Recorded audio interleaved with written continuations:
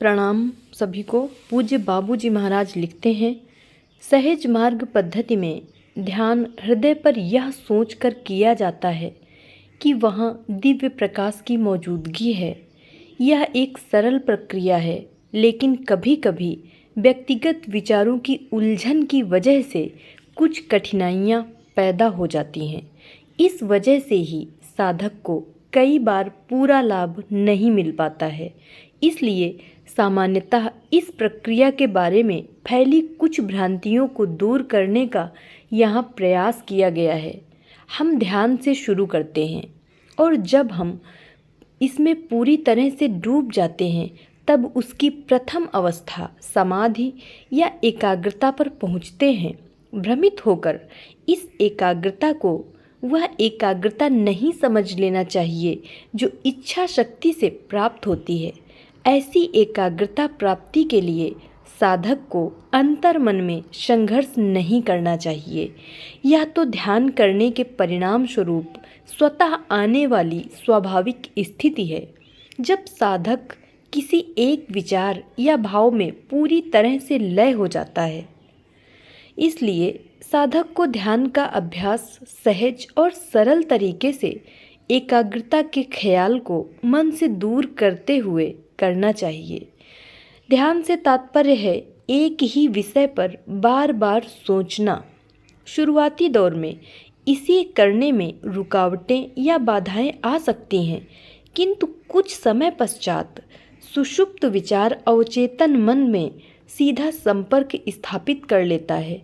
यही सच्ची उपासना है, सच्चा ध्यान है।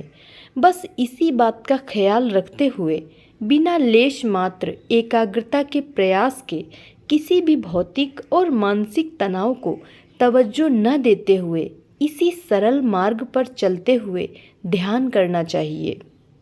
अगली गलती जो कभी कभी साधक को भ्रमित कर देती है और जिसकी वह अक्सर शिकायत भी करता है कि वह प्रकाश को देख पाने में असमर्थ है या हृदय के सही स्थान का अनुभव नहीं कर पा रहा है।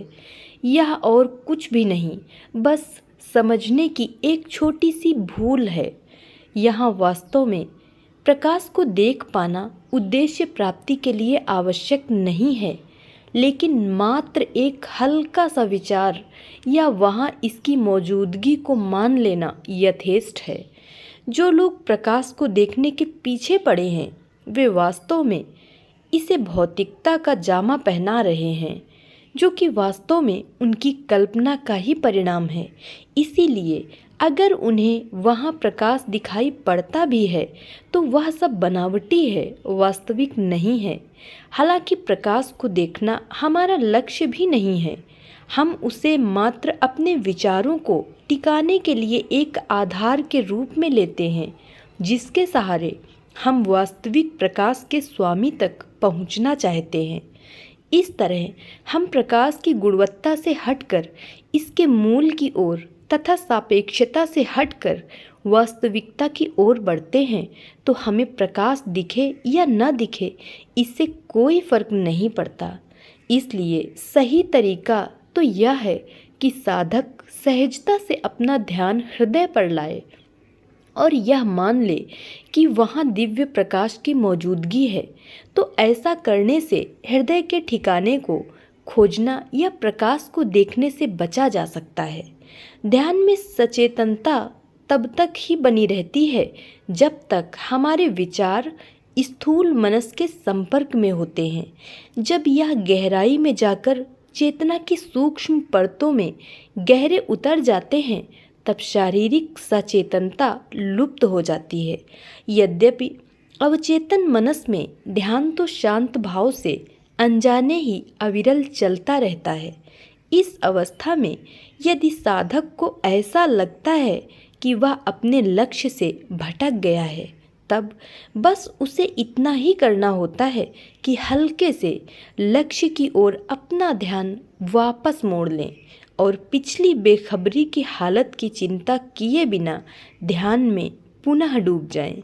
दूसरी समस्या जो शायद सबसे गंभीर है वह है ध्यान के दौरान विचारों का असाधारण रूप से उभर कर आना। यही साधारणतः साधक में सबसे ज़्यादा खींच पैदा करने वाला होता है, जबकि वास्तव में अगर इससे सही तरीके से निपटा जाए तो ऐसा होने का कोई कारण ही नहीं है। विचारों की यह अविरल धारा केवल ध्यान के समय तक ही सीमित नहीं है, बल्कि हर क्षण बहती ही रहती है। हालांकि इसका असर हमें ध्यान के दौरान ही अधिक महसूस होता है, क्योंकि इस समय हम हर तरह के विचारों से मुक्त होने की कोशिश में लगे हुए होते हैं। यहाँ दबे हुए विचारों का अथाह भंडार होता है, जो चेतना की विभिन्न तहों के नीचे दफन है। ध्यान के प्रभाव से जब हमारे चेतन मनस में खालीपन पैदा होता है, तब इसे भरने के लिए दबे हुए विचार उभरने लगते हैं, जिसका असर कुछ हद तक हमारी स्थूल चेतना पर भी पड़ता है। चूँकि हमारा मन बेलगाम होता है, इसलिए वह भी विचारों के साथ साथ मचलता रहता है और हर तरह की मुसीबतों में और उपद्रवों को खड़ा कर देता है। वास्तव में अभ्यासी के मन में उभरने वाले विचारों पर ज़रूरत से ज़्यादा तवज्जो देना समस्या का कारण है, जो उसमें उलझनें पैदा कर देता है। फलस्वरूप विचार और भी अधिक मजबूत हो जाते हैं और इससे हमारी समस्या और भी बढ़ जाती है। मन को वश में करना वास्तव में हमारे उद्देश्य के अनुरूप नहीं है, किंतु उसे सही तरह से ढालना और उसके क्रियाकलापों को सही दिशा में निर्देशित करना है। मन को चाबुक से नहीं, बल्कि आंतरिक सफाई द्वारा स्थूलता को हटाकर ठीक किया जा सकता है। किसी भी व्यक्ति में बदलाव लाने का यही एकमात्र असरदार तरीका है। हमारे आध्यात्मिक उद्देश्य की पूर्ति के लिए जहाँ तक हो सके खुद को विचारों से मुक्त करना आवश्यक है। दबाव द्वारा यह कभी भी नहीं किया जा सकता, इसलिए हमें जहरीले विचारों को दिमाग से निकाल फेंकना होगा, जो कि विचारों की उत्पत्ति का कारण है। दबे हुए विचारों का उभरना भोग के माध्यम से विचारों के भंडार को खाली करने में मदद करता है।